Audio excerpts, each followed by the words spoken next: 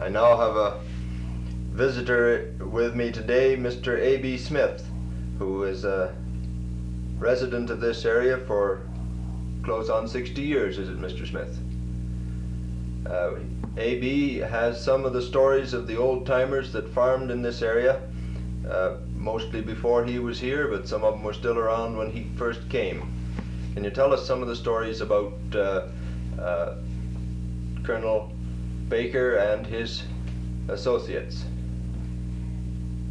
Colonel Baker, who held the town site, which is the present city of Cranbrook, farmed the area on which the city dairy and Lancaster's dairy and the market gardens down there are now located.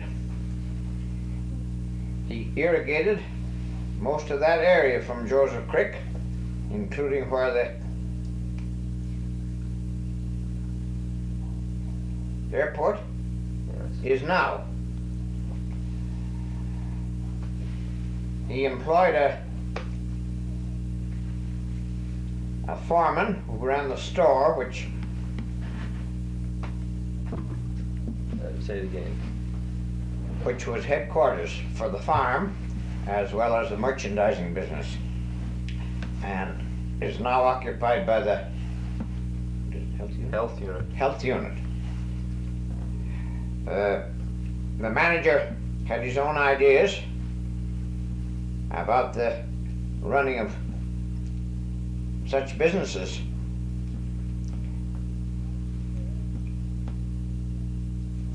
In the fall of the year, they sold their surplus cattle as beef, either on the foot or dressed. Considerable of the live beef was driven to Fernie, purchased by William Fernie, then holding down his coal claims, which afterwards were organized as Fernie Coal, or Crow's Nest Colliers.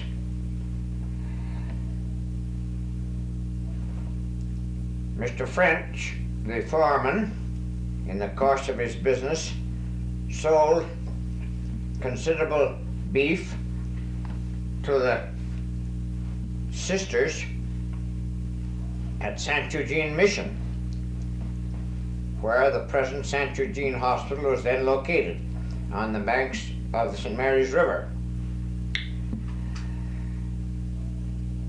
The Mother Superior there was employing a man by the name of Jack Kerrigan, a product of the old sod, and had occasion to send him in midwinter to Cranbrook for a load of this beef.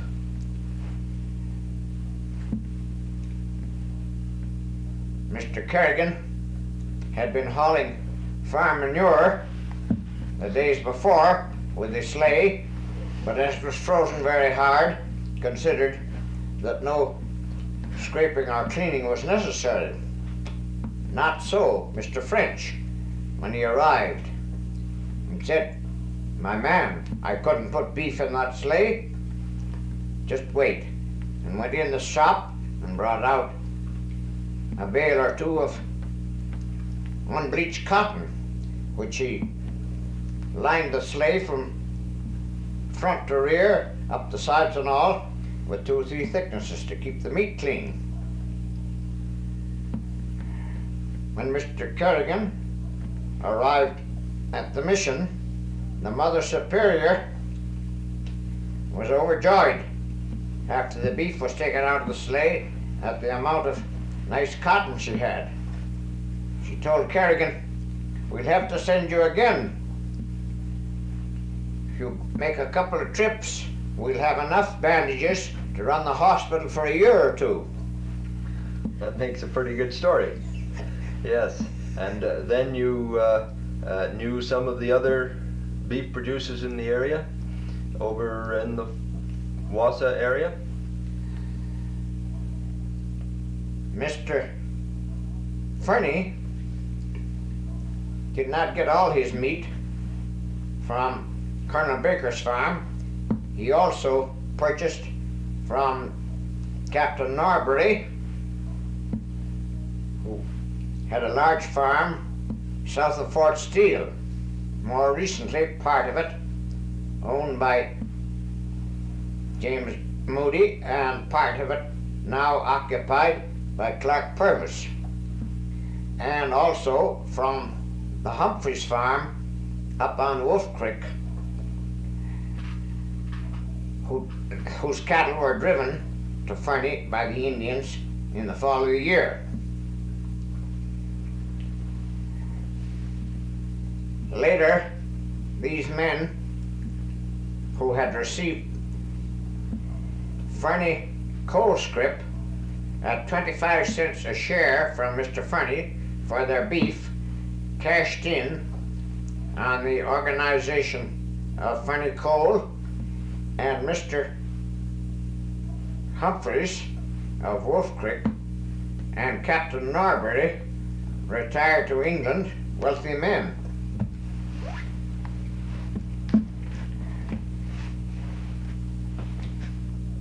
Mr. French, the foreman for Colonel Baker, later moved up to the Humphreys Ranch, which still remained in Mr. Humphreys' name, and leased it. He had his own ideas of running a ranch. He told the men who cut hay at a certain year, they moved up in the fall of the year to do his haying work for him, or in the summer, and for a couple of days were occupied building hay racks and stackyards.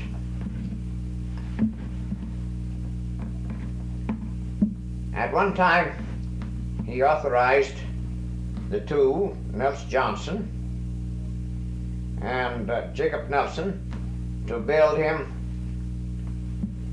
a basket rack for hauling the hay up from the river bottom to the stacks. He laid the idea of the rack out very plainly to Nels Johnson, who was to be in charge, and said he was going to Fernie, and he hoped the rack would be finished when he got back. And Mr. Johnson said, "Now, Mr. French, would you accept any suggestions on that rack?" "No, I want it made exactly as I have laid it out. Do you understand how I've laid it out?" "Yes." "And you want it exactly so?" "Absolutely," he said. On his return from Fernie, the rack was complete, sitting on a rack on a stand out near the stable. And Johnson said, "Now, the next morning, come and look at the rack, Mr. French." Looked it over, and he said, "Fine job, fine job, Nils, fine job." Nils said, "Now, are you sure it's just as you wanted it?" "Exactly," he said. "All right," Nils says. "Mr. French, would you tell me how you're going to turn the wagon around with that rack on it?" Oh, well, yes. Just set that rack over on the other stand there, and now, Nils, would you be so good as to make one according to your own ideas?" Well, Nils said, "I wondered, when I made that, how in H you are going to turn it around, having the rack sit down not over the hind wheels, but over the front ones." He says, "I could change it." "Oh, no. That is made just as I want it.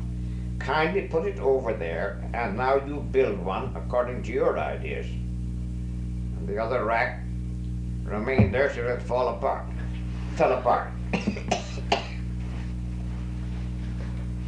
Mr. French used to cut the hay with mowers, but a great deal of it was in amongst bunches of willows, and being away, when all the rest of the hay was finished one year, these two men took grass scythes and went in among the willows and cut several loads of hay and put them up into cocks in there, and they were there when Mr. French returned. Nels said, "We'll take the team and go and bring that hay home and put in the stacks too, Mr. French."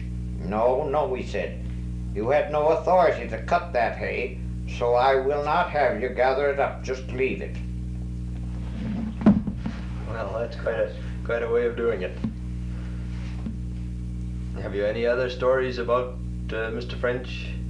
Well, this one about him washing the dishes. Kindly probably one load too many and had to take it back.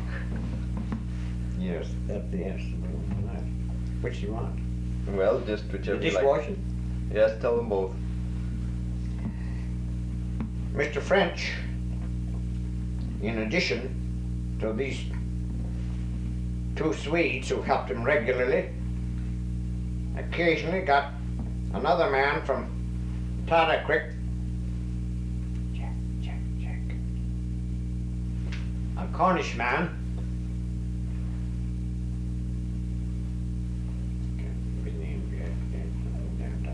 I'll never mind. who was a bit of a joker. Usually, when the hay got underway well, he brought in a Chinaman to do his cooking. But for the first few days, he did the cooking himself. He was very particular about his kitchen work. He had a hook for the towel that he washed that dried the knives and forks, another towel that dried the cups and saucers, another dried the plates, and another for the tinware. And this Cornishman, for way of a lark, used to offer to dry the dishes for him. "No, no, Jack, I'd rather do it myself." "Oh, Mr. French, couldn't think of you doing it alone, us sitting here." "No, no, I'll dry them. You wash them and I'll dry them, Mr. French." "Well, very well, Jack. Now you be very careful. That towel is used for so-and-so, and that towel is used for so-and-so, and that other towel is so-and-so, and that other towel is so-and-so. And please do not get them confused." Jack would wink at the other two, and it wasn't a minute till so before he'd make a little mistake. "Now, Jack, you used the towel for the cups and saucers for the tinware. My goodness. Give me them, and you put them in the clothes basket. I must get you two more, and you get two fresh ones." This would continue throughout the work of washing up the dishes till Jack would have the other two chaps splitting their sides. And that was the kind of work that they pulled on this man with his autocratic ways from start to finish. Occasionally, he would go away, and on one occasion he went to Fernie. When they finished mowing the hay while he was away, he didn't get home as soon as expected. So the men said, "Well, we'll start hauling the hay." That modus operandi was to stack all day down in the flat and at night. The practice had been other years to bring a load home for the stable where they kept the saddle horse in winter. So the first day they brought up a load when they came home that night. The river bottom was possibly a mile away. Mr. French returned that evening, and the next morning this load was sitting at the stable as the place where it was usually put away. And going out, Nils said to him, "We'll put that load in the stable now before we go down." "No, Nils. Hitch on that load and take it down to the stack. You had no orders to bring that load up here." "Well, Mr. French, you always brought a load up here as we came home every night." "Well, yes, but I wasn't here and I didn't tell you to bring one this time," he says. "Just kindly hitch on and take it down to the stack." And that was that. Yes.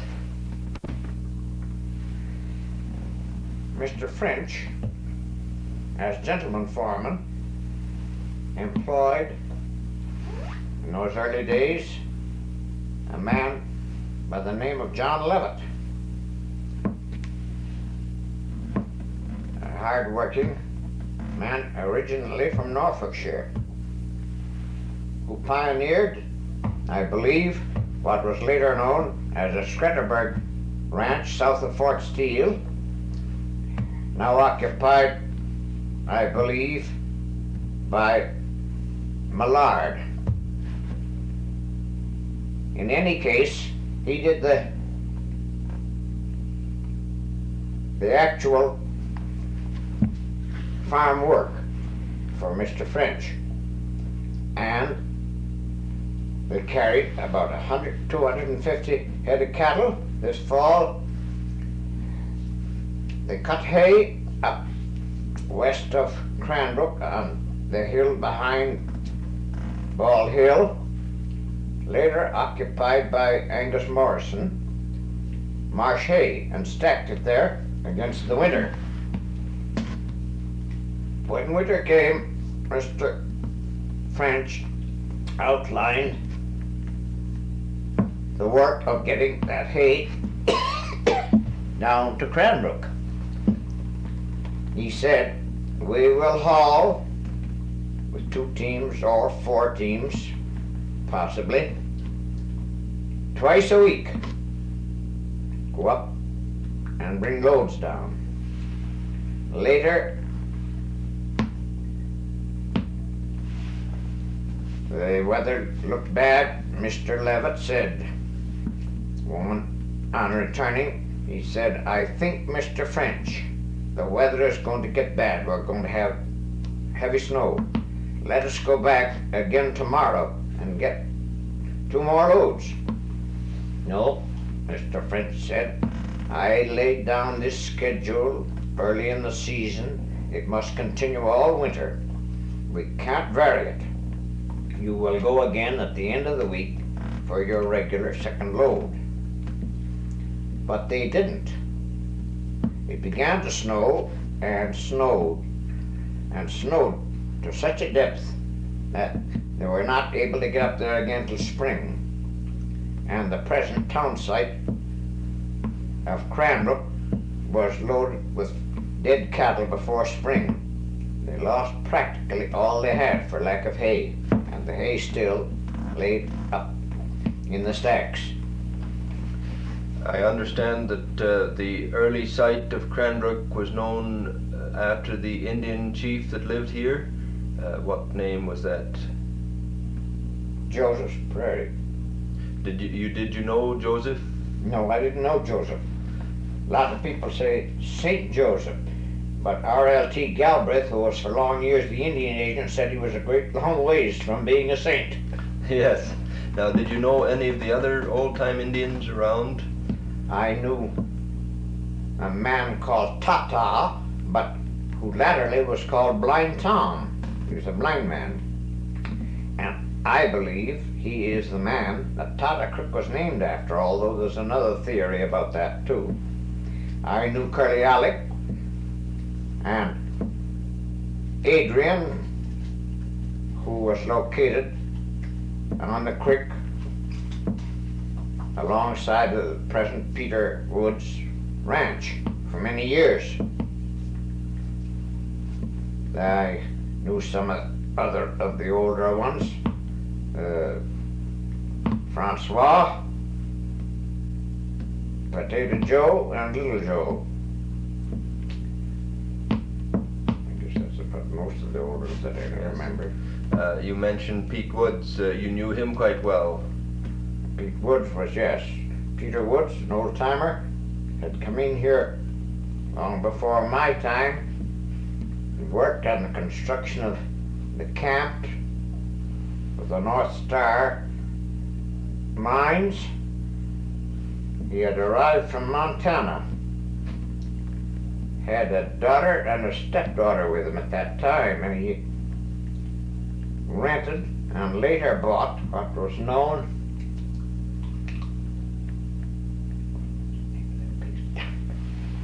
Well, in addition to Pete Woods, you probably knew Charlie Stevens. Charlie Stevens was one of the first men I met when I landed up along the Kootenay. Came to see me not long after I arrived. During the the second year I was in, he came and asked me what I knew about alfalfa. And I said, well, I never raised any, but I've seen it growing in the east. Only just started there. But I've read a good deal about it in Dakota. Well, he said, they tell me alfalfa, there's no use to plant alfalfa here. It won't grow here. I said, well, it'll grow here if you've got water enough. He said, I have plenty of water, but my soil is gravelly. I said, that's all right if you've got water. He said, he came from Texas here, I believe, and he said, I can send to Texas for seed, but I advised him not to get that seed, as it would not be hardy enough. And I arranged to get from Professor Hansen in South Dakota a sample of the then new Grim alfalfa, which had been brought from North Germany. Mr. Stevens procured that seed and sowed it, the first, I believe, in the Kootenays. And from then on, he went till he had perhaps as much alfalfa in cultivation as anybody in the district, and several years before anybody else ever grew any. What year would that be that you brought in the alfalfa? 1905. Oh, that's very interesting. Did you know Hungerford Pollen that Yes, had a place near there? I knew Mr. Pollen pretty well. The last operation he undertook here was to build a mill, sawmill, out near Skookumchuck, to cut arched supports which he intended to use to build a very large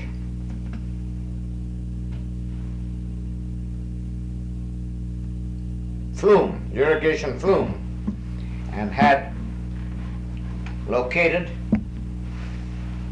a very considerable amount of the land on Skookumchuck Prairie, which he intended to irrigate and place on the market.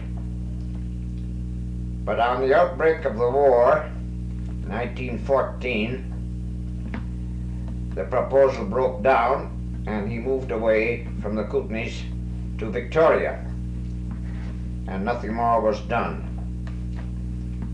a vast number of those half-circle arches lay in piles for years up near the Skookumchuck, and I presume were burned in the big fire through that area later on.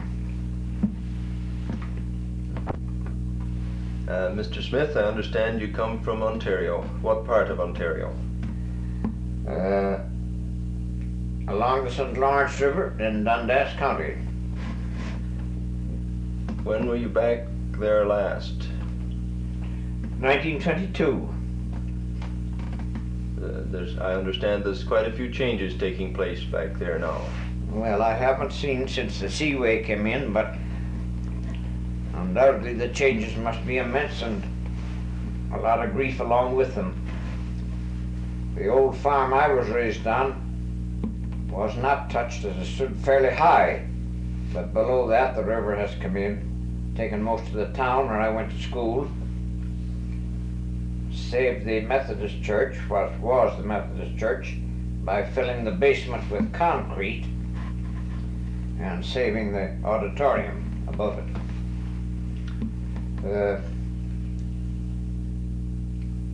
The last time I was down there was in 1904, and it was in the middle of winter. But one interesting item, my uncle, who lived west of Morrisburg, drove me into Morrisburg, and passing the same church, he pointed up on the spire, said that's where it was struck by lightning, and those new slates were put on last year. And he said, who do you think would put them on? I said, if B.S. Wickwire were living, the man that built the church, he would have insisted on doing it. Well, he said he was living, 73 years of age, and he went up there himself and put those new slates on that spire. Well, and what made you come west in the early days? Well, without going into family affairs, I'd lost a wife and a son and a father in 1 year, and things didn't just seem to appeal to me around there then. Where did you come to first? Duncan's, Vancouver Island, west with a trainload of dogie calves for the ranges at Kamloops in January and February in 1902. It's so cold that at Scriber we lost 17 head froze to death in the yards where they were being fed that night. Yes, and after you went to Duncan, what brought you to the East Kootenays? Well, homesick, I guess, to see some of my kin. And I had a cousin working in the sawmill in Fernie. I worked there for a year.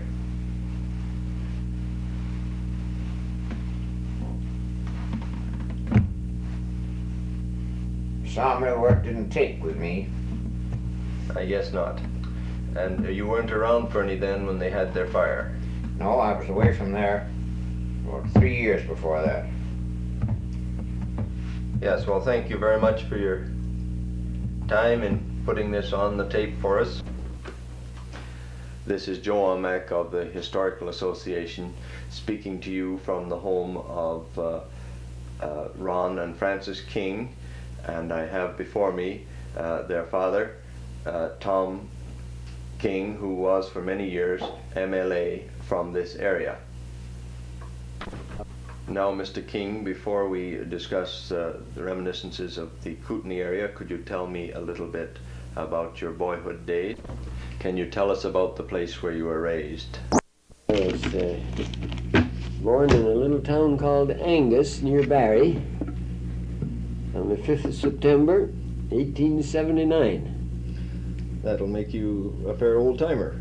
I am an old-timer in this world as men's lives go, I guess. I was started off to school when I was 4 years old because my mother told the teacher she couldn't keep track of me, and he says send him to school and you'll know where he is. I used to jump on farmers' sleighs and wagons when I was a little bit of a kid and out into the country and play around rivers, and mother was afraid that she'd lose me. So I started at 4 years of age to go to school. And that was in Angus, Ontario. Well, you would say yes. I see. Yeah. And what was the first work you did around that part of the country? Oh, I did chores for neighbors and farmers, and quite early started going for our own cow to a farm nearby and bringing it home for mother to milk. And then I got a job getting a cow for a lady by the name of Mrs. Webb. Nearly everybody in the small town, nearly every family had kept a cow, and she pastured her cow 1.5 miles from town. I used to have to go and get it in the morning, wait while she milked it, take it back to the pasture, and then come back and go to school. And the round trip, the 2 round trips, were 6 miles. And I'd repeat that at night, which made 12 miles a day I walked, going for the cow and taking it back to pasture. And how much did you get paid for doing that? Well, now I don't know whether I got paid or not. I think it was an honorarium because I got 25 cents a month. That's not very much, is it? 360 miles walked, and I said to my mother, now that's not very much I'm getting, Mother, for all that distance that I walk. And she says, well, you know, Mrs. Webb pays $2.50 pasture for the cow, and she can't afford to pay more than $2.75 to have the cow. So I guess you'll have to keep walking for 25 cents a month. You'd wear out a lot of shoe leather with that. Didn't wear any shoes those days. No, very few boys wore shoes. Only 2 boys in our town went to school with shoes on in the summertime.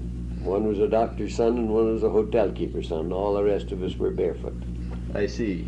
And when did you first come out the west? In April 1897. And where did you go to first? I went to Vancouver. I had a brother in Vancouver who was pretty nearly 4 years older than I was, and he was bookkeeper for a dry goods store there, and I worked for a company. After I was there about 3 weeks, I got a job at $25 a month, and worked for that wage for 6 months, and then I got $30 a month for a year, and then I got $35 for about 7 months when I came to Golden. I see. And whereabouts did you live while you were in Vancouver? Most of the time I lived on a room in, why do I forget the name of the place? It was a brick building, 3-story brick building on Hastings Street between Granville and Seymour. There was a ladies' tailor shop in the bottom and rooms upstairs.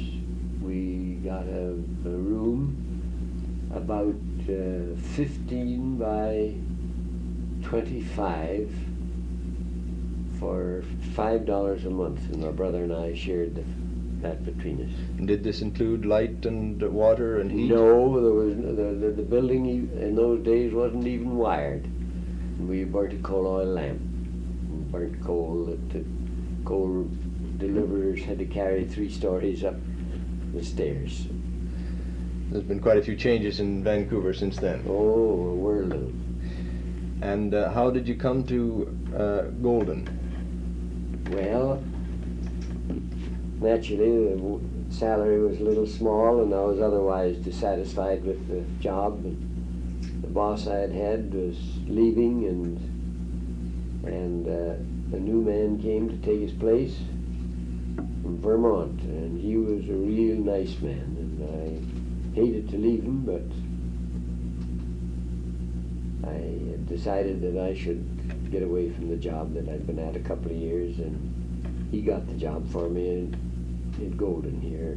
He met a gentleman that needed a clerk and needed a bookkeeper and a clerk in the post office, because the town wasn't big enough then to support a post office of its own. It had to be operated in conjunction with other business. Have you lived in Golden ever since? Ever since. That was 1st of June 1899, and now I've been here by the 1st of June, 62 years. And now, Mr. King, I'd like to have a few reminiscences about old times in Golden. You would be here when the boats were running? Oh, yes. The boats started in 1887, but they ran till 1914, so that they ran 15 years during my time. Do you remember some of the captains of these boats? Oh, yes, I knew them all. Captain Armstrong was the first one, and then Captain Bacon worked on his boat as purser and wheelman, and he took his examination and became a captain. And later Captain Neville Russell, who had a small boat up at Lake Windermere, he became a captain on the boats. And then they had a Captain McLennan in here, and there were several. And did all traffic travel by boat at that time? Well, no, there was a lot of freighting, and of course the boats froze up. The river froze up in November, and didn't operate again till the ice went out in April. And between times, the stuff for the upper country was all hauled by teams. Were these two-horse teams?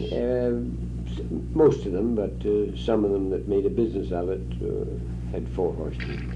And I gather along the freighting route there were several stopping places. Nearly every place was a stopping place. Where That's would how they got their... Well, you see, it would depend on what time they would leave town as to where they could get for the night, because a team could hardly make more than 16 to 20 miles a day. I see. And where was the closest stopping place? The first place was at Tom Haddon's, 14 miles south of here. And from then on, they were every 4 or 5 miles, or as close as the houses were. When they came first, sometimes there was distances of 9 to 12 miles between houses. Are any of these old stopping houses, the buildings still there? Oh yes, the Haddon place is still there, and the Johnson place, Doug Piggott is on that one, and Hog Ranch is gone, of course. That was at Parson, but there's several of them still standing. The McKeemans kept a stopping place, and their house is gone and their stable's gone. Is that log house at the bottom of Sinclair, on Sinclair Creek, is that one of the old stopping places? Well, it wasn't one of the old ones. That was a fellow by the name of McCullough. Jack McCullough had that, and he wasn't married for a long time after he took it up, and he didn't keep stoppers. I see. They kept McKay's kept the stoppers before you got to there. I see. That would be on Vermilion Creek. At Kirk's, that big white house. Oh, I see. They had the McKay family owned that. I see. That's sometimes known as the Upper Ranch, is it? No, the Upper Ranch was the one down at Luxor. I see. That was called the Upper Ranch. There was McKay's had just sold out when I came here to a company called the Elk Park Ranching Company. Their headquarters were in Truro, Nova Scotia, but it's pretty hard to operate a farm or a ranch when the owners are 4,000 miles away. I gather that the McKays were one of the big ranchers in the country at that time? At that time, before they sold, I guess they were the biggest. The farm known as the Experimental Farm, and now Elkhorn was called the Big House Ranch, and belonged to a man by the name of Mackay when I came here, and that would be about the second largest. He had a store also in Windermere, run under the name of the East Kootenay Trading Company. I see. Do you remember any stories of the old timers in here? Well, yes. Some of them hardly should go on a tape, I guess. But, there were a fine lot of fellas. Some of them drank a little too much, but they were all good fellas, and in those early days, you could trust everybody. Everybody that would go into a store and buy anything eventually paid for it. As soon as he got the money, he paid. And the banks were easy with the loan of money. If you had credit for, say, $10,000 for your business, they'd discount all the notes from customers that you'd bring in, and that didn't count against your credit at all.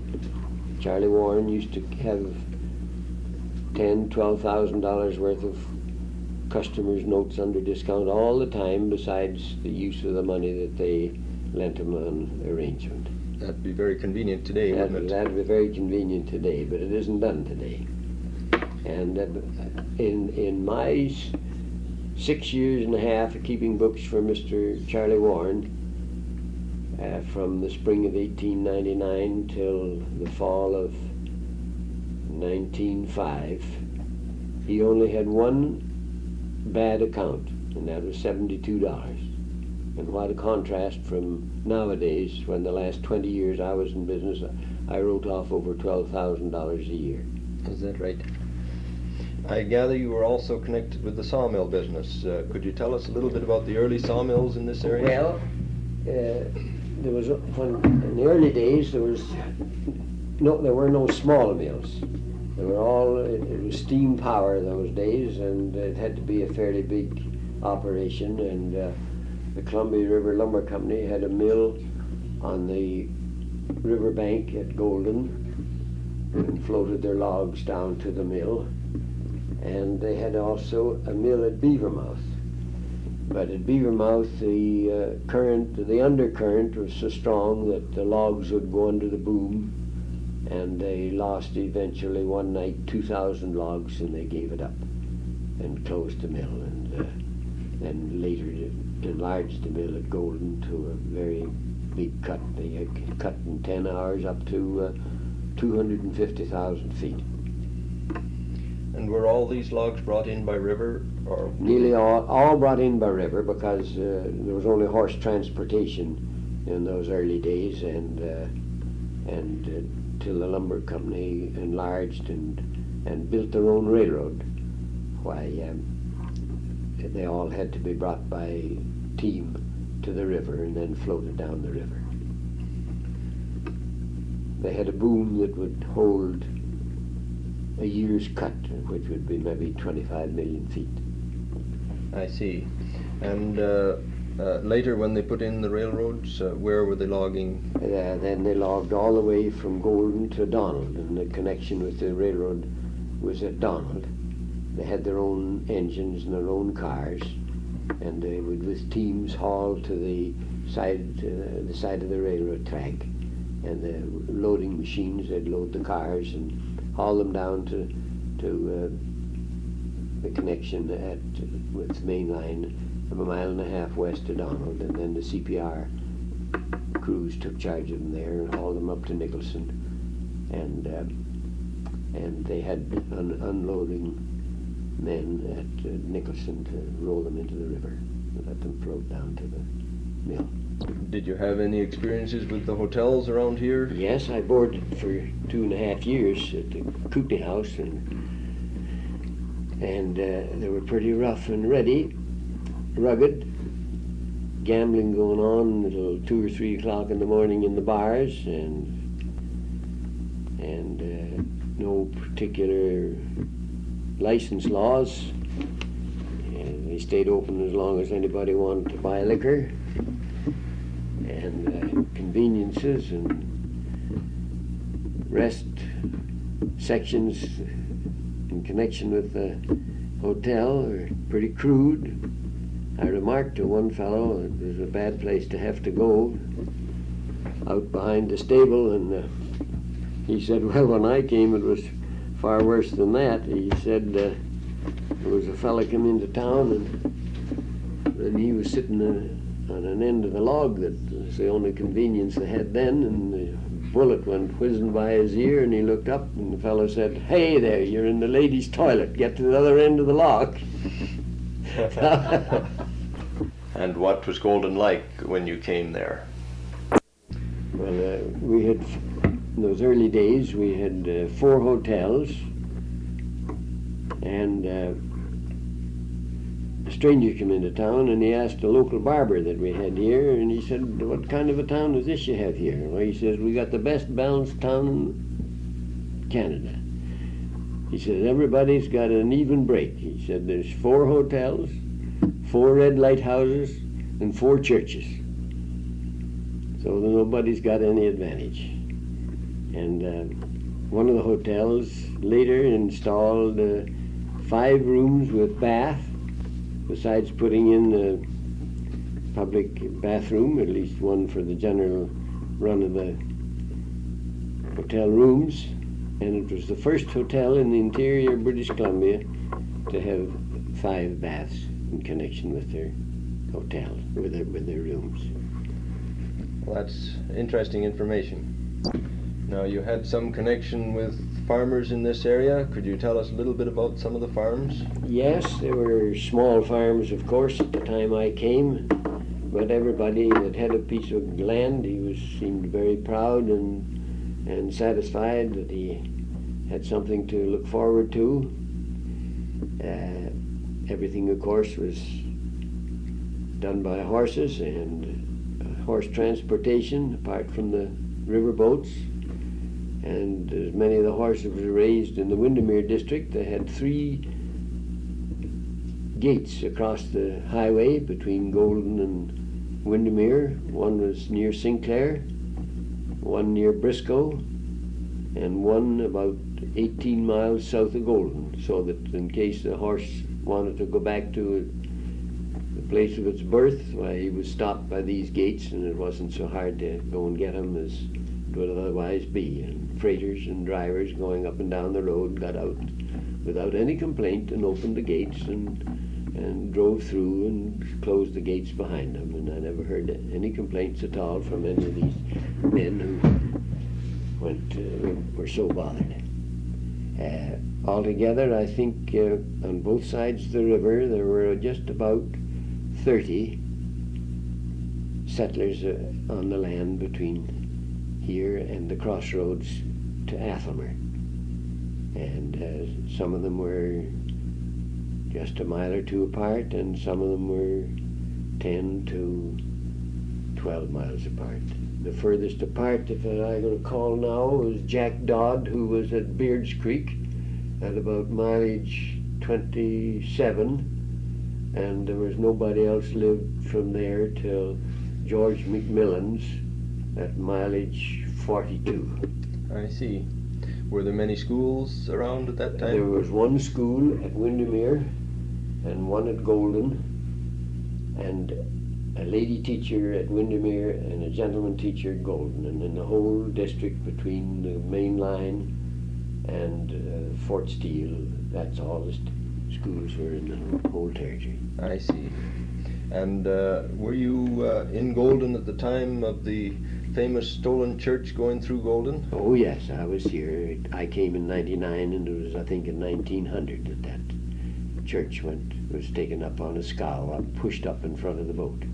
I suppose you wouldn't want to say whether you had any part in removal of the... I had no part in it, but the man that took it told me that he thought that as Windermere was getting the church, that the Golden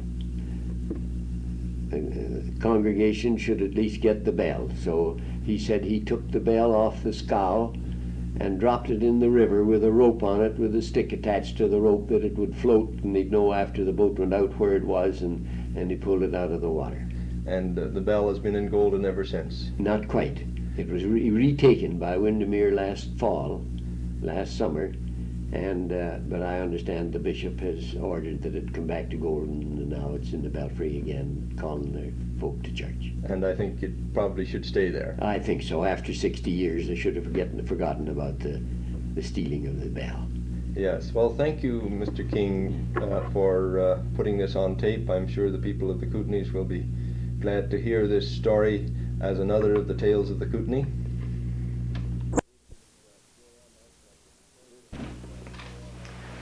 This is Joe Almack of the Historical Association of East Kootenay, visiting with Tom Cameron in Windermere. Tom Cameron is one of the old-timers of this area and moved to the Windermere district a few years ago. Tom, I gather you came from Scotland. What part of Scotland? Renfrewshire. That's West Coast. the west coast of Scotland. You and all your family came out to Canada? Eventually. Eventually. Who were the first of your family to come out? Colin and myself come out first. And what year would that be? 1901. And where did you come to first? Manitoba. And From what Brandon. what brought you to British Columbia? We didn't like the prairies, too cold. I see. And the rest of your family followed on. What brought them out here? Well, my sister come out the following summer in 1902 to work for A.B. Fenwick. How had she chosen to come to this area? The agent in Winnipeg had an order to try and get a girl for the Fenwick family. And it was his daughter was married to the postman in Fort Steele at the time. And the agent could recommend it as being a real good place. I see. What was the name of the postmaster? Ed Can. I see. And did you come to the East Kootenay when you first came to BC? No, I come first to Field. I see. I worked on construction work west of Field the first winter and went through to the Okanagan in the following spring. Yes. And did your brother go to the same place? No, he went. He worked on the Jim Hill Road coming into Yelko. I see. And how did you come to arrive in the Kootenays? Well, through my sister wanted me to come down and take this job with A.B. Fenwick, looking after his cattle that winter. I see. And what route did you take to get to? Well, I went to Sycamus Junction, Golden. From Golden, I come up the river on the old North Star stern wheeler to Windermere. Found out there was no horse stage running, and walked from Windermere to Fenwick Ranch, 10 miles below Fort Steele, in 2 days and a half. That's quite a trip. Yes. What stopping places did you use on your way? Thunder Hill Ranch, and I was intending making Wassa when I met Old Man French On Wolf Creek. on Wolf Creek.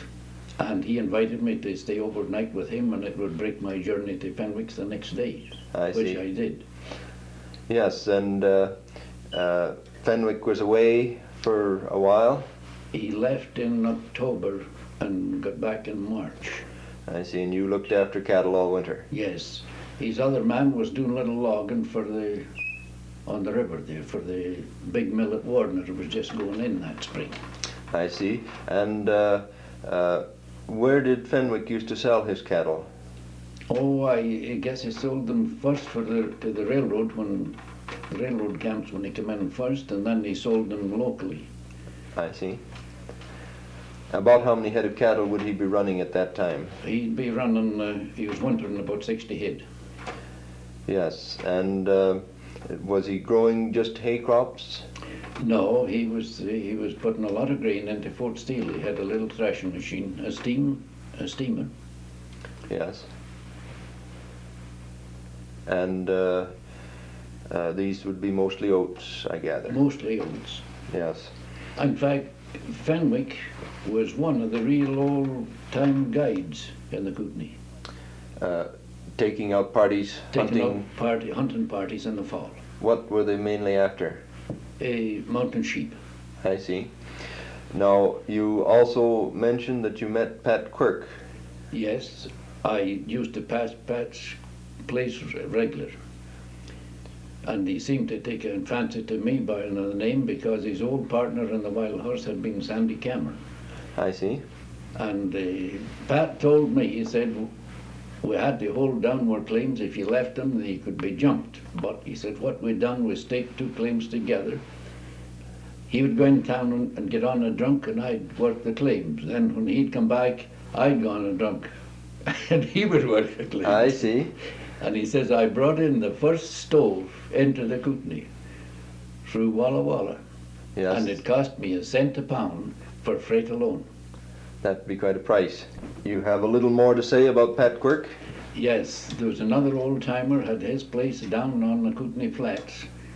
A well-known character at that time was Roger Moore. Yes. And they used to each Christmas, one time there'd be Pat's for Christmas, the next time there'd be Roger's. And he says we would make a big duff. Oh, yes?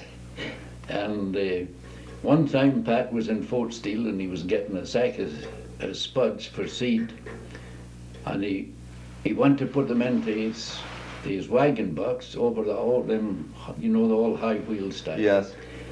And he'd be probably 80 or over 80 at that time, and he just couldn't make it to put it in, lift the spuds off the ground and put it into the wagon. He said, what the devil's the matter with old Pat? He says, he must be getting weak. Yes. But that was Pat. And another thing, if you want some just kind of, are you going? Yes, it's still running. Al Doyle at a delivery barn in Fort Steele used to buy a lot of hay from Pat. And they were always chewing the rag who were beating one. Pat was beating them all the time on the price. And Doyle went out to see this stack of hay he had. He said, there, Doyle, he said, go down there, he said, and beat yourself this time. And he says, how much do you want for it, Pat? He says, I want so much, and I wanted cash, none of your checks. I'll have cash. So Pat went down, Doyle went down, and he looked at it, and he bought it. He sent his men out to take in this hay in a day or two afterwards. And they cut in with some, and he told them the next morning to go back get the rest of the hay. The teamster says, what do you want, the pig pen? He bent the stack over the pig pen. I see. But that was quite a joke on them. But that's what the story it went to name these. Is that right? I gather that Pat Quirk was one of the earliest in the area. Did he mention anything about the early days on the wild horse? Oh yes, he mentioned lots about it. He said when they couldn't make $50 a day, they quit. I see.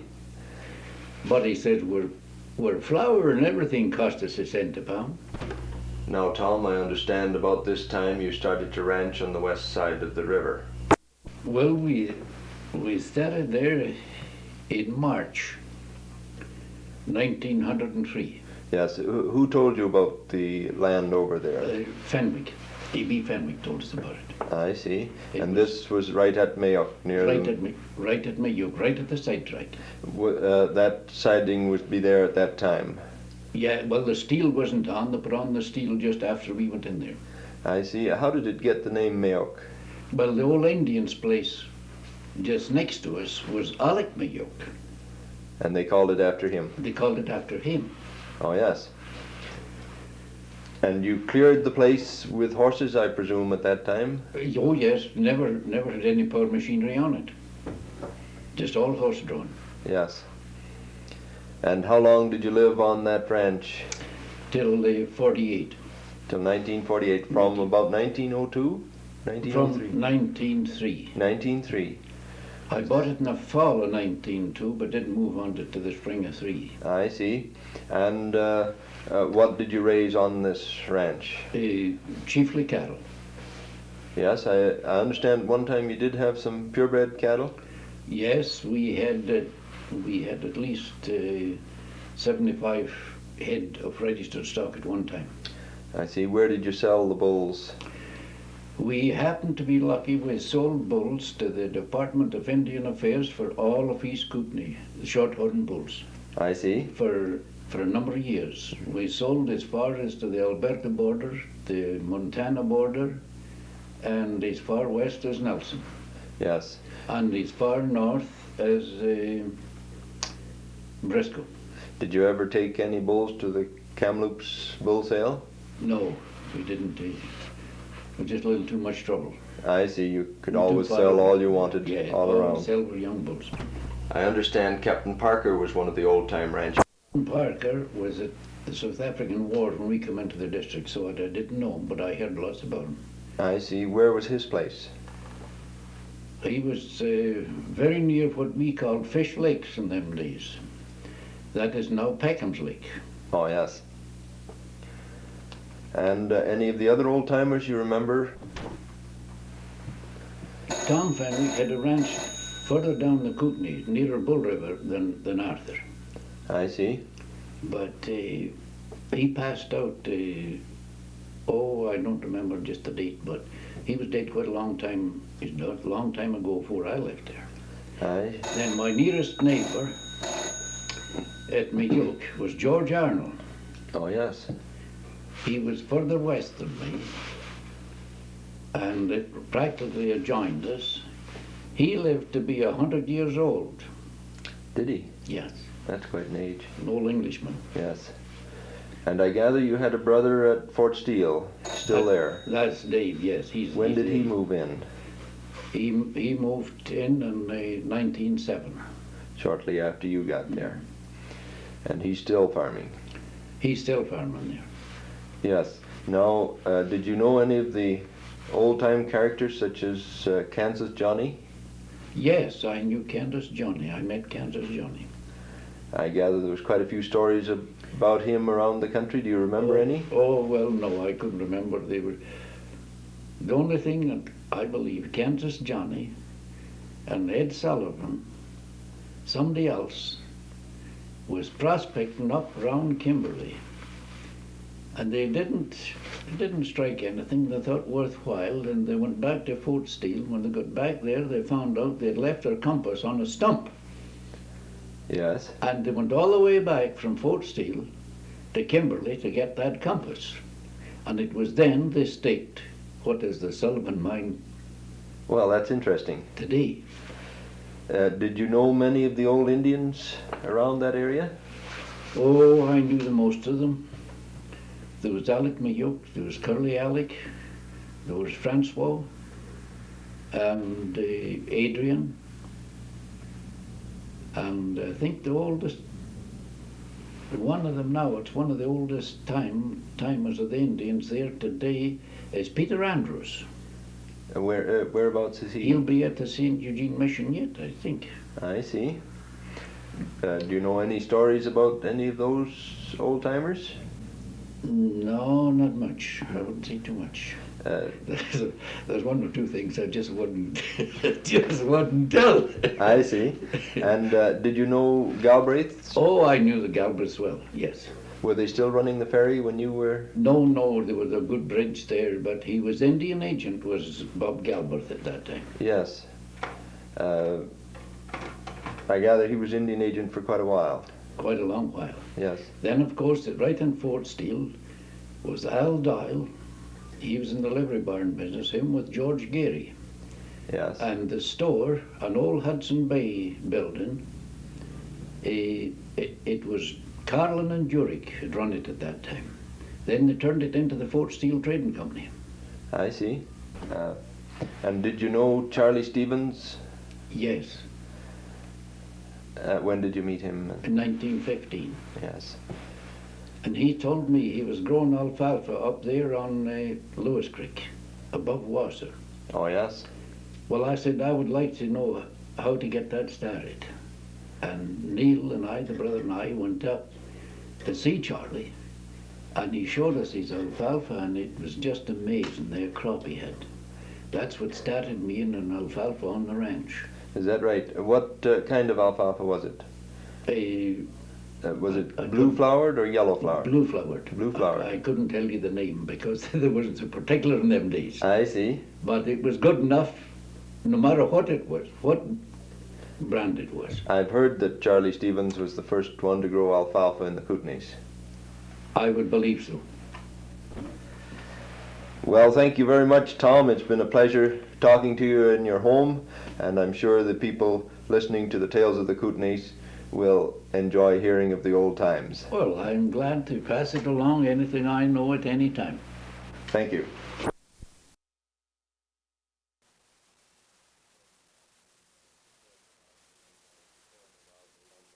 recording of some of the comments of A.B. Smith on his orchard in Cranbrook. Mr. Smith, you have some trees here that have been quite a length of time. Can you give us a little bit about them? How do I go? Just leave it right there. I think it'll be all right. I go ahead now. Yeah. Well, one of the first that has proved good with me has been higher number 20. A rather early tree. Very good sauce before it's ripe, and when it's quite ripe, a good dessert apple also. Not large, white, subject a little to overbearing, but exceptionally heavy producer in alternate years and lighter producer in the intervening years. It has been bearing for something like 16 years with me now, and has always been clean in its fruit, and except for overbearing, a very good variety. Stands the winters well. How long does it keep? If you start, say, 2 weeks before the seeds are browning, when it is already good cooking, then it'll carry on for perhaps 5 or 6 weeks after the seeds brown. How long have you grown this tree?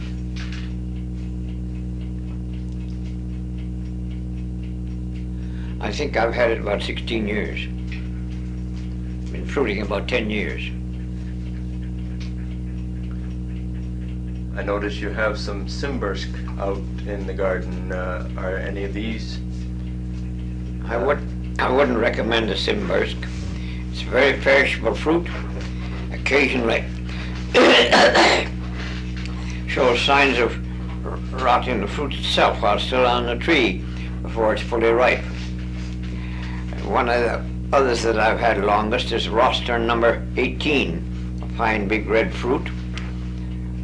I lost the first tree, but there's some young ones there now, just coming into fruit again. The fruit is much larger than the higher number 20, and a beautiful red. A moderately good dessert fruit and a good roaster or cooker. And seemingly very hardy. It's one of the trees that were produced by the Rostern station before it was dismantled. Will it keep at all in storage?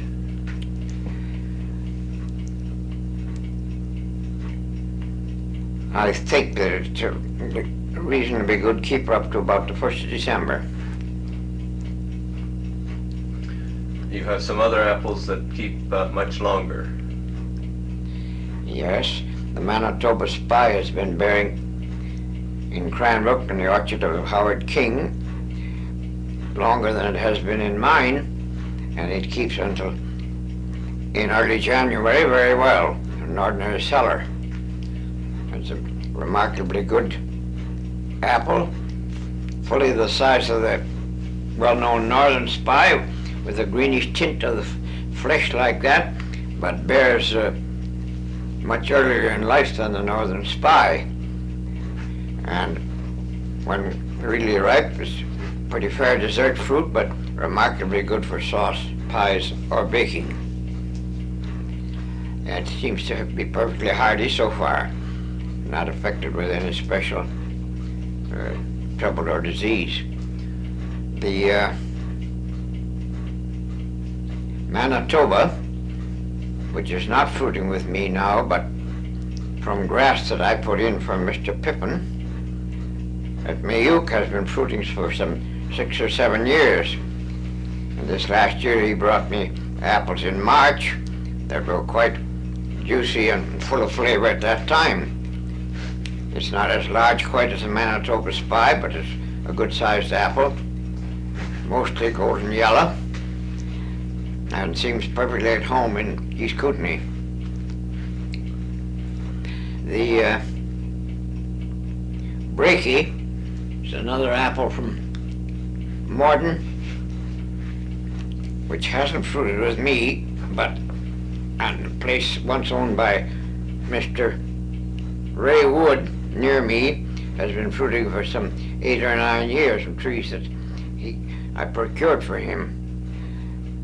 It's a rather late fall apple and a very good sauce apple. Not perhaps as nice a dessert apple as some of the others, but seems perfectly at home also in this climate.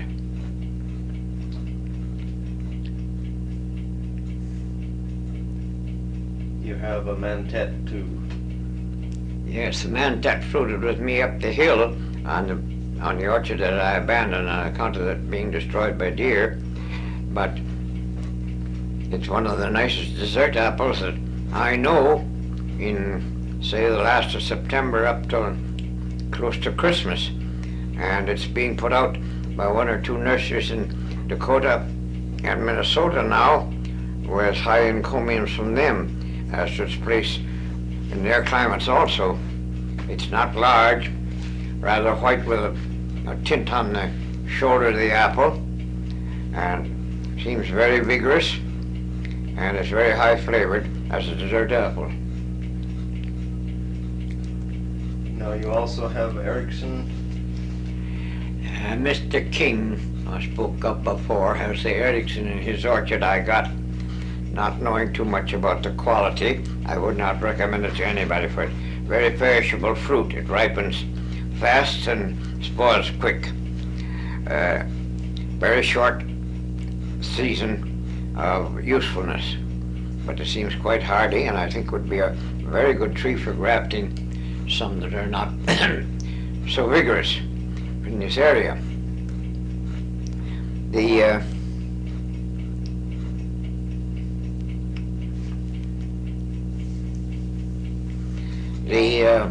Prairie Spy, a Minnesota horticultural station at the University of St. Paul, has fruited with me here, and is a nice large apple. Very acceptable dessert fruit as well as cooking, and carries along until 1st of March. The size is all can be desired. It's golden with some color, and the tree is vigorous. Does not seem to bear quite as early as the Manitoba Spy. The Goodland, a new apple put out by the Morden Station and highly recommended, has fruit with me for 2 years now. The first year on trees only planted 3 years. It's quite a large apple. Matures early, say the last of September, and will carry along until the holidays or Christmas season. A good baker, fine large size, and a good cooking apple, and pretty acceptable as a dessert apple. The Mount, one of the largest apples put out by Morden, has fruited with me for 2 or 3 years now. It's a very large apple. Seems an excellent baker and sauce maker, but I have not had the opportunity of testing it late in the season for dessert, as the boys seem to fancy it more than I did, and got away with most of the apples before I harvested them. But it's very vigorous, and I think ought to be more planted than it has been. You've also grown the Harrelson. The Harrelson from Minnesota fruit breeding station at the University of St. Paul is a very long season apple.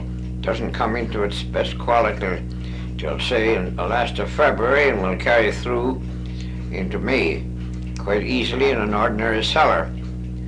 Its only fault seems to be that it bears too heavily. It needs to be well thinned in June, or the fruit is quite small. That's one of the faults also of the higher number 20, which I spoke of before. But the Harrelson is a bright red apple, a brilliant red you might say, and retains its crispness and juiciness right up into May. It seems quite hardy here, In fact, it's spoken of as being hard to clear up to Beaver Lodge. I presume you've also grown the transparent and the Duchess?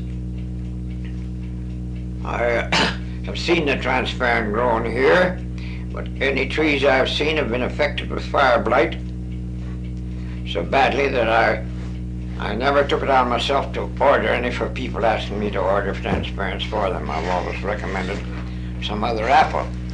The Duchess does very well here, except the tree seems to be rather weak in its resistance to wind. But it is a good apple. When it's fully ripe, it can be used as a dessert apple, especially those variations of it that have high color. And nobody can find a better pie or sauce apple than the Duchess of Oldenburg. And you've grown a few crab apples too. Crab apples do well enough here, but I do not recommend, I've never recommended the Transcendent. One of the finest crabs, as everybody knows, all over Canada, but in here it's been very seriously affected with fire blight. And I feel that the Florence is a better general purpose crab. The Rescue, which is one of the trees rescued from the destruction of the Rostern Station, is a fine little dessert crab, has none of the usual acerbity of the crab apple at all, but just a nice sized little apple for the kids to take to school in their pockets from the middle of August on through the middle of September. It's one of the highest quality dessert apples in its flavor and texture of fruit as a fresh fruit for eating out of hand. It's quite early. The Toba originated at Morden, is quite similar to the Transcendent and considerably hardier and not affected by fire blight, and very vigorous big tree, grows very fast and loads prodigiously. Wants a lot of room for its very large tree, but it's a good general purpose crab. As for jelly crab, there's nothing that can beat the Dalgo. It loads heavily, it's a beautiful color. The jelly is a wonderful color and texture. It seems to do well here. Not a large tree either. It does not overgrow like the Toba does. There are one or two other crabs that are recommended pretty highly, but in this area we have too many crab apples already. People, really, a jelly crab, a dessert crab like the Rescue, and a general purpose preserving crab like the Florence or the chestnut is as much as anybody needs. Speaking of crabs generally, they're a drug on the market in this area because the area just west of us gets them on the market here before ours are ripe. And a person has more than they need for themselves. They're really just wasted. I have also that I think are going to be good, the Horace, which is a nice dessert apple, said to be flavored somewhat like the snow apple or famuse of the East. And the Melba, a seedling of the Macintosh, which is said to be considerably hardier. The fruit is of medium size, a pale waxy yellow washed with carmine and crimson, and carries a light bluish bloom. It has been, so far, quite hardy here, although in some quarters it's reported to be not as hardy as the other varieties I've mentioned. The season is late August till the last of October. It's a very attractive apple to look at, and also a very fine flavor. It's a dessert apple. You've also grown the Trail? I haven't fruited it. It's here, but it hasn't fruited yet. That's a crab. Kind of a desert crab too, they say. Now you've grown some plums that have done fairly well. Yes, I have found some of the plums, a number of plums real hardy. I've culled out a number that are not so hardy, or for some other reason. The dandy, which is a product from the Assiniboine, which ripens earlier than the Assiniboine, is very hardy and a fairly good canner, although it carries considerable of the acerbity that is usually the case with plums of the native Canada plum variety. The Minnesota fruit farm plums that I have grown here have shown themselves best adapted. I would say first the pipestone has been very productive, a very large and highly colored plum, loads well, is early enough most seasons to get well ripened on the tree and get full flavor, and it seems to have done a little better than most of the other Minnesota plums here. It is not a freestone,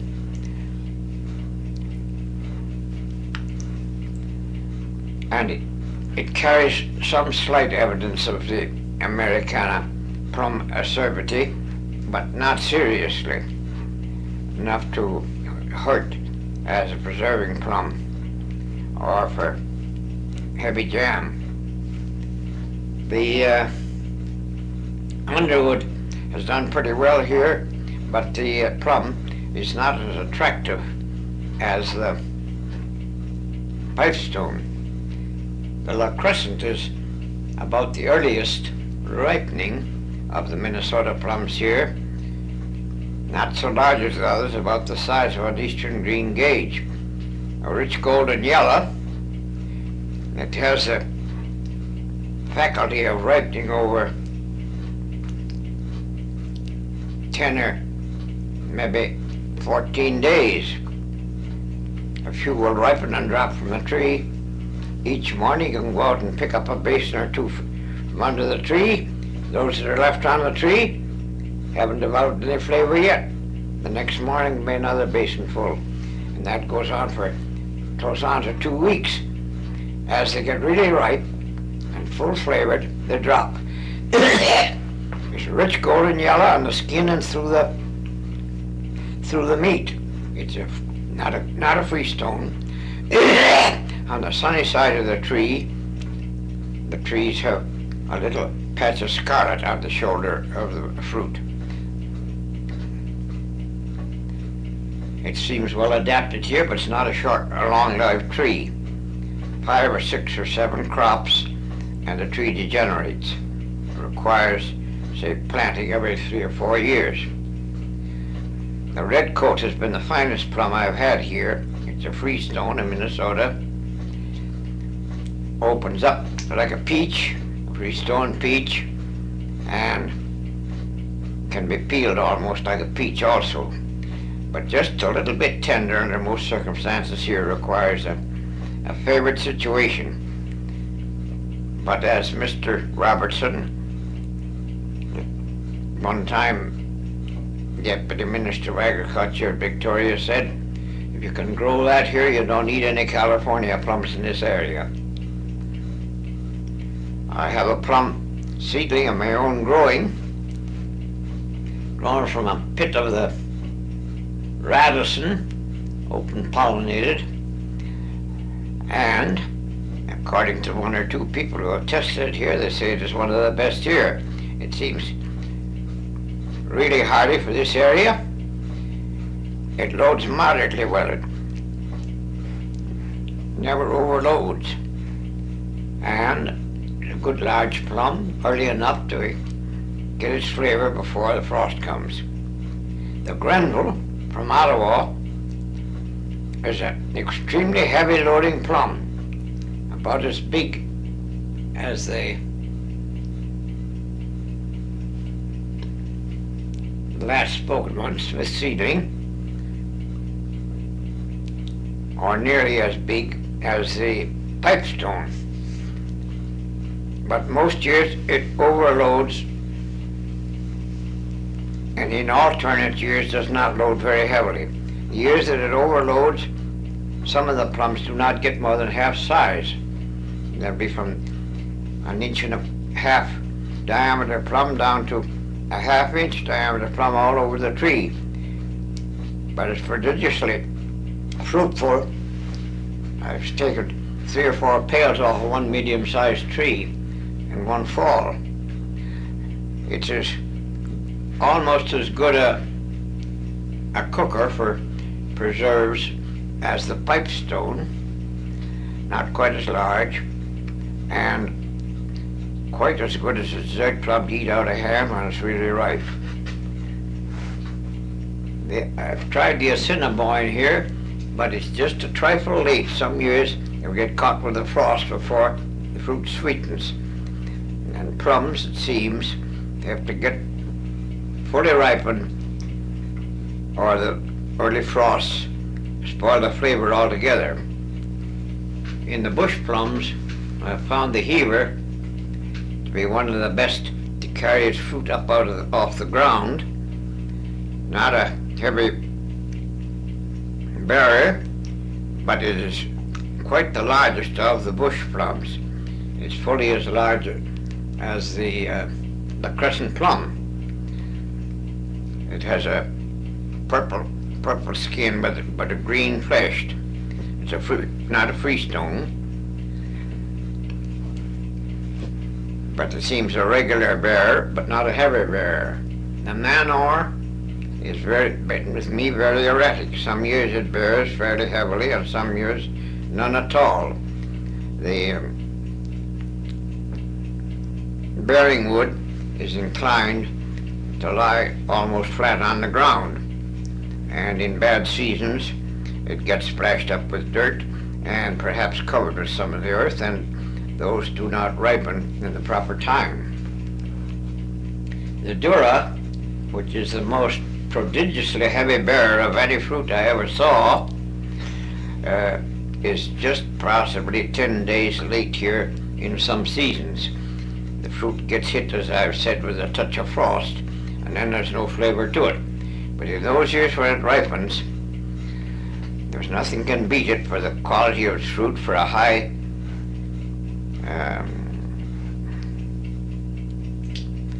Damson Lake? Yes, damson-like flavored plum. Quite a bite to it when made up as a heavy preserve. A very dark fruit, and a little troublesome to get the pits out of, where the coloring of its fruit will color the hands that are using it, and they'll stay colored for a considerable length of time afterwards. I am encouraged to hear, and I'm trying out a new bush plum originated Saskatoon called the Beta, said to be a freestone, which will be a godsend to people who are making preserves of that plum and wish to remove the pit.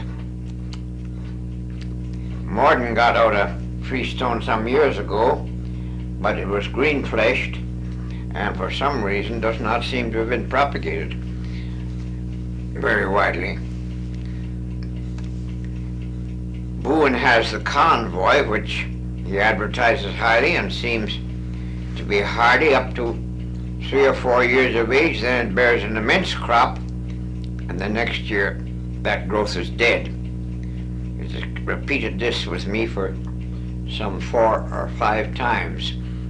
Young growth coming up from the bottom, the following year bearing a little the second year, a heavy load the third year, and the tree is gone. The the 4th year, so I do not recommend it very highly anymore. It was a pretty fair plum to preserve and about the same size as the dandy, and ripened about the same season. Anything else to add?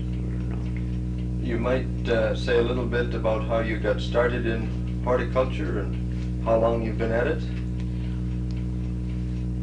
Well, my beginning, or my anxiety to begin, started when I landed here in East Kootenay in 1903, and people told me you could grow nothing but cabbage, turnips, and timothy grass.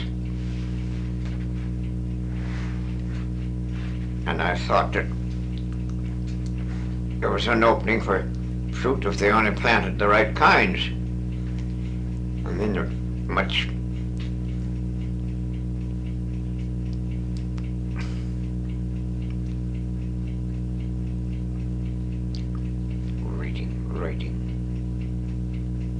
writing back and forth. Correspondence. Much correspondence with the late Dr. Hanson of South Dakota, one of the pioneers of hardy fruits in the States, and with Professor McCoon at Ottawa. I started to try and get in some hardy varieties as I was able in my poverty-stricken state to afford. First I got was some from Professor Hanson. I got the Goodhue apple, which is a good apple.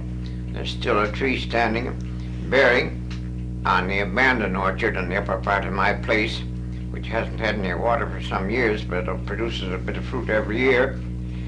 When the irrigation was on, it was a good big striped fruit, a real #1 winter apple, and it's standing there without any care for a number of years and has a decent crop every year, but does not get its size.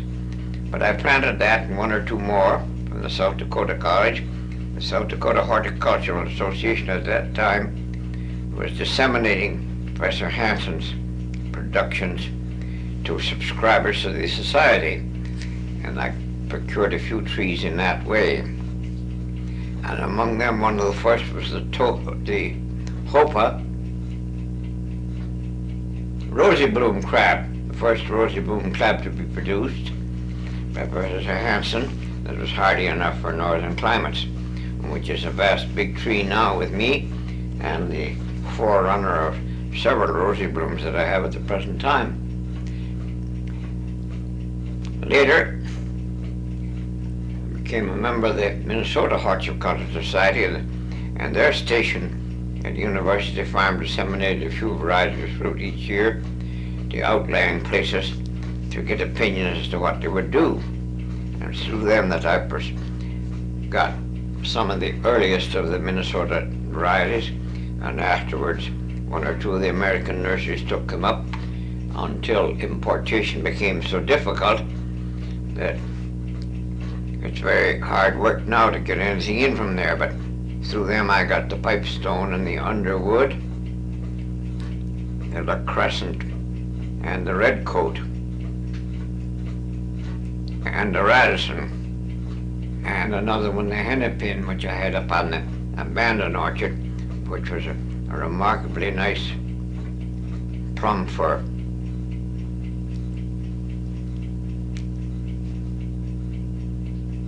processing, but which I have not been able to get any grafting or budding wood or young trees since the tree up in the abandoned orchard died, to my regret, because while it was not a nice dessert plum, it was a wonderful plum for putting up for winter. I had a number of trees up there of the earlier trees put out. In fact, I had 140 trees on that orchard, and the bucks in the fall of '43 destroyed all but 18 for me, since which time I had to start almost altogether all over, only having 4 or 5 varieties down near the house where to which I have confined my planting of more recent years. Having been 73 years old at the time the first orchard was destroyed, I did not feel like planting any more up there. A number of those were, I thought, pretty good apples, but the more recent productions of Morden have displaced them in the opinion of most horticulturists. And at the present time, there are a number of those trees in the orchard I have here that will be either bearing this year or next year for the first time, and which have not been commented on yet. I'm looking forward to myself or somebody else seeing what they'll do in the next 2 or 3 years. I've also carried some, at one time I carried an acre of raspberries up in the upper orchard, and I had a dozen varieties. But when I came down from there, I confined myself to 3 or 4. I have now the Latham, which I still think is put near the old Reliable. I had the Chief, which is recommended very highly now, but while it does not suffer from mosaic itself, I agreed with the investigators into mosaic in Wisconsin horticultural stations that it was a carrier of mosaic, and it infected my Lathams and some other varieties. After I cut it out, I've had no more trouble with the mosaic. But it's recommended by the nurseries as hardier than the Latham, although not quite as large a fruit. I also have the Muskoka.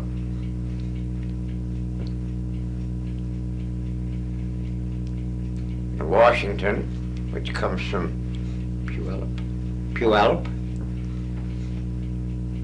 and the Tweed, which comes from Morden or Ottawa. Fruit that is said in commercial plantations to ripen all its fruit in 2 or 3 pickings, wherever that's an advantage. The latest variety I brought in was the Willamette from Puyallup also. It's quite the largest raspberry I've seen. It was hardy here. And let me make you understand that when I say hardy here, I mean hardy if laid down in winter.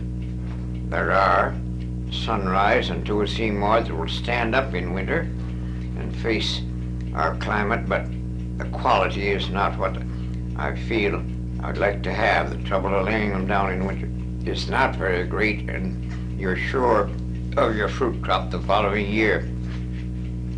And these varieties I recommend are so much more worthwhile that I think it's worth all the trouble. Not much. These comments were recorded at the home of A.B. Smith on July 6, 1962. Mr. Smith is now 91 years of age and has lived in the East Kootenay, as he stated earlier, since 1903.